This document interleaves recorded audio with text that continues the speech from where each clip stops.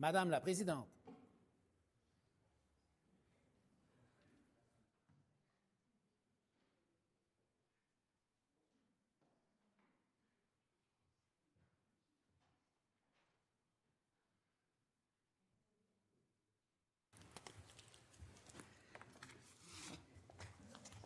Chers collègues, veuillez prendre place. L'Assemblée poursuit ses travaux. Donc, on est à l'article 66. Il reste au gouvernement 35 minutes, 37 secondes. Est-ce qu'il y a des interventions? Monsieur le député de Richmond, la parole est à vous. Merci beaucoup, Mme la présidente. Écoutez, ça va être la troisième tentative de convaincre des commissaires de revoir leur décision. Je le fais positivement parce que je sais qu'ils nous écoutent. Ce que je peux donner à la commission, c'est qu'ils sont aux aguets de tout ce qu'on dit, de tout ce qu'on fait. Mais avant d'aller sur le fond, je voudrais peut-être y aller sur la forme. C'est un processus qui fait mal. Aux 10 ans, moi, je me souviens, il y a bien longtemps, là, j'ai l'âge que j'ai, Mme la présidente, le comté de Richmond, on l'enlevait. 10 ans après, Richmond, on le modifiait. Ça a toujours été comme ça. Je ne sais pas pourquoi. Et à chaque 10 ans, on sert la même recette. Sentiment d'appartenance. Tous les arguments, là, dans le mémoire. On les sert à chaque fois. Puis je ne blâme pas la commission de représentation électorale. Je me blâme moi et je nous blâme, nous, comme législateurs. Parce qu'on n'a pas changé la loi. Il y a des règles de base qu'il faut respecter, j'en suis convaincu. Mais on ne change pas la loi. Tu sais, c'est sûr qu'on pourrait ajouter des députés à Ottawa. Tu sais, à la Chambre des communes, il ajoute des députés. Je le disais à la blague, si ça continue, il faudrait rajouter un deuxième étage à la Chambre des communes, tellement qu'ils rajoutent des députés à chaque fois qu'il y a une révision de la carte électorale. Mais ici, on n'a pas pris notre responsabilité comme gouvernement de la CAQ, comme gouvernement du PQ, comme gouvernement libéral. On n'a pas pris notre responsabilité. Puis à chaque fois, les députés se font dire, bien, voici la nouvelle carte proposée, hein, premier dessin. Et là, qu'est-ce qu'on fait comme élu? C'est notre loi, là. On mobilise notre monde. Pourquoi? Pour se battre contre notre propre loi. Ça n'a pas de bon sens. Je comprends les règles, le 20 25 les ci, les ça. Mais à un moment donné, il y a une mise à jour à faire de cette loi. Puis tout le monde était d'accord ici. La Cour d'appel a décidé autrement. Puis ça, je suis extrêmement déçu.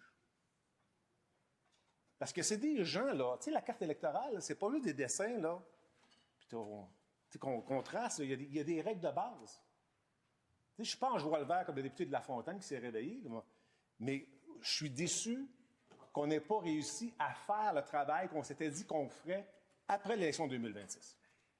C'est ça que je suis déçu. Là, on va être pogné à perdre 10 ans avec ça. Alors, je ne blâme pas encore une fois la commission et les commissaires. On a eu une superbe écoute. D'ailleurs, je dois remercier les commissaires. Là, je vais être plus positif vis-à-vis de la commission. Il y a des choses qu'ils ont retenues dans le code de notre mémoire. Rapidement, le Val-7, c'est la région de Valcourt, les 7 municipalités qui sont maintenant dans le même comté. Le comté qui s'appelle maintenant Daniel Johnson, j'ai souligné le fait de changer le nom, d'améliorer, de dire que Johnson, ça veut dire quoi? C'est Daniel Johnson, puis Daniel Johnson, c'est le bonhomme, c'est le père. Hein, c'est l'ancien comté de Bagot. Ça, j'apprécie ça beaucoup. L'autre élément que j'apprécie, c'est que la MRC des sources, Asbestos, Denville, etc., on l'envoyait chez mon collègue de Drummond. On sortait de la zone administrative estrienne. Là, la commission a dit, non, OK, on va le garder dans la zone estrienne. C'est une victoire du milieu. Je dois vous dire, je suis content. Mais c'est la première fois depuis que je l'âge que j'ai, Mme la présidente, que la MRC des sources est hors comté de Richmond, au provincial. C'est la première fois. On nous envoie chez un collègue que j'admire beaucoup, on nous envoie, la MRC des sources, on l'envoie dans Mégantic. Un axe complètement différent. L'axe de la MRC des sources, c'est Sherbrooke, Victo-Drummond. C'est pas Chaudière-Appalaches. Et nous, ce qu'on avait proposé, Parce que je sais que le comté de Richemont, il y a bien du monde, 82 000 personnes, etc. Mais il y avait un équilibre. Il y avait la moitié de la population qui vivait en zone urbaine. L'arrondissement de Sherbrooke, Rock Forest, c'était Deauville. 40 000 personnes. L'autre moitié, 40 000 personnes, c'est en milieu rural et semi-rural. Donc, il y avait un équilibre. Là, présentement, ce qu'on fait, c'est qu'on urbanise. On rend le comté de Richemont sherbrookois en enlevant le secteur Valcourt, en enlevant le secteur des Sources et en prenant l'arrondissement de Bromptonville, qui est à Sherbrooke, pour le mettre dans Richemont. On tue, Madame la Présidente, ce qui existe depuis plus de 60 ans, la question rurale d'un comté. La ruralité, c'est extrêmement important. Pour un élu, vous savez, on est un gouvernement des régions, c'est là que tu connectes avec ton monde. La quotidienneté est plus facile à faire. Mais ça n'a pas marché. Ça n'a pas marché. Ce qui reste de Richemont rural, c'est la MRC du Val-Saint-François, moins les 7 municipalités de Valcourt, de la région de Valcourt. C'est tout ce qui reste. Donc, on urbanise un comté qui était en équilibre par rapport à urbain et rural, puis on le rend urbain. Claire, c'est un échec. Complètement de la représentation. Vous le savez tous et toutes. Donc, cette façon de faire me déçoit énormément. Donc, je prends ces quelques minutes, la troisième fois, pour demander un petit effort au commissaire. De regarder ma proposition, notre proposition, parce que je ne l'ai pas faite tout seul, on l'a fait avec les gens du milieu, de regarder la proposition que Bromptonville demeure dans Saint-François, parce que l'argumentation de la commission des représentations, c'est de dire que Bromptonville fait partie du même agglomération que Rock Forest et Deauville. Ils ne se parlent quasiment jamais. Il n'y a pas de lien entre Bromptonville et les 3 autres agglomérations, arrondissements. Puis de garder la MRC des Sources dans Richemont, pour maintenir cet équilibre-là encore.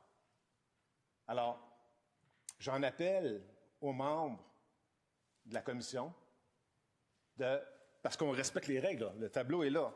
On respecte les règles. Les changements que nous avions proposés règlent la question de représentation selon la loi qui a été maintenant réintroduite par la Cour d'appel. On respecte les normes. Les gens de la MRC des Sources ne comprennent même pas. On s'en va dans Mégantic. Ben, je dis, c'est pas encore officiel, mais c'est proche. Pourquoi? Mégantic, c'est pas, je le disais tantôt, c'est pas notre axe. On n'a aucune racine dans notre quotidienneté, dans cette quotidienneté. Je dis ma quotidienneté parce que je vis dans la MRC des Sources depuis toujours. Alors, je suis vraiment déçu. Je suis vraiment déçu. Je pense que la commission aurait pu faire un geste beaucoup plus grand, puis de comprendre que l'historique d'un lien politique dans un comté, ça fait une différence. Aujourd'hui, ça n'existe plus. Si la commission maintient sa décision. Je ne vais pas relire le mémoire, les commissaires l'ont. Je fais rapidement des remerciements, Mme la Présidente. D'abord aux gens du comté de Richemont actuel qui sont mobilisés. Parce que ce qu'on fait comme député, hein, on reçoit la carte électorale, puis là, on se dit « Oh, merde, qu'est-ce qui se passe? » Là, on appelle nos élus municipaux. On appelle nos chambres de commerce. On appelle nos organismes communautaires. Puis là, on les mobilise. Puis comme je disais tantôt, on les mobilise pour dire que la loi que le Parlement, que l'Assemblée nationale du Québec a adoptée, il faut se battre pour son application. Alors, mais je voudrais remercier les gens, les élus, comme je disais. Mais, en terminant, je vais finir d'une façon positive, Mme la Présidente. Je veux remercier les membres, les commissaires de la commission de représentation électorale.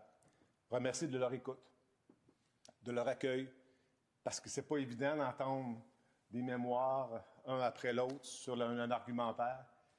Mais j'aimerais les remercier, franchement, pour le travail qui est dur, parce qu'ils doivent appliquer la loi qu'on leur a donnée, mais avec une ouverture et un sentiment qu'on peut faire une différence en allant devant la commission de représentation électorale. Puis oui, on fait une différence. Alors donc, sur ça, Mme la Présidente, j'espère que les commissaires vont entendre une dernière fois, vont relire avec passion ce mémoire pour le comté de Richemont. Mais cela dit, Mme la Présidente, encore une fois, j'espère que les futurs gouvernements, qu'importe la couleur, vont prendre rapidement une décision de revoir, de faire une mise à jour de la loi. Merci beaucoup, Mme la Présidente.